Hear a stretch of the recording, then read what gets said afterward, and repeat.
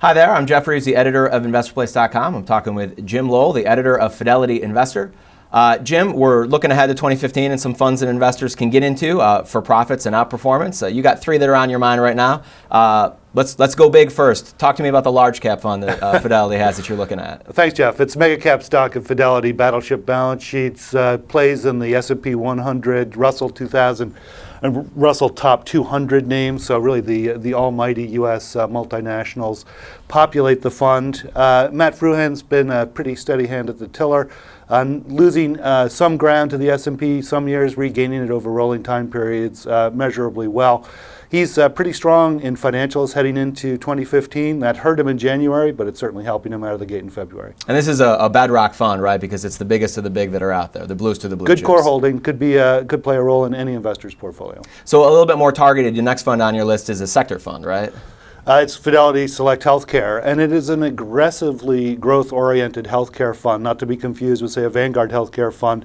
You'll find a preponderance of biotechnology names, medical equipment and systems and services.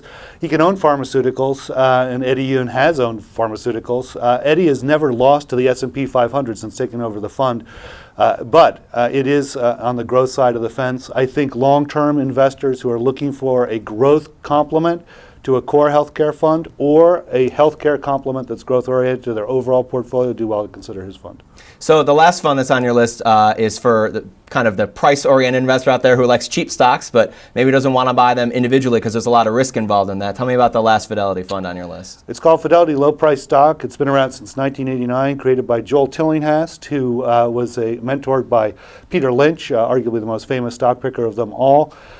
Joel runs a very diversified fund, typically between 800 and 1,200 names, but he concentrates about 25% of the fund's assets in the top 10 picks.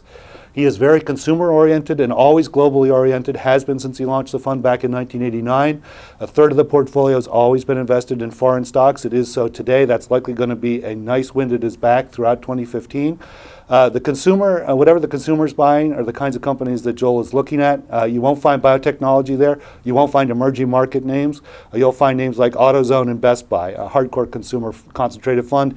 Typically style mapped to mid-cap value, but he can own some very large-cap names as well, so long as they're not $35 or higher at time of purchase. Well, there you go. Looks like you got a good mix of the big ones out there and then smaller, more aggressive plays to make some money. We'll talk about more picks on InvestorPlace.com. Jim, thanks. Thanks.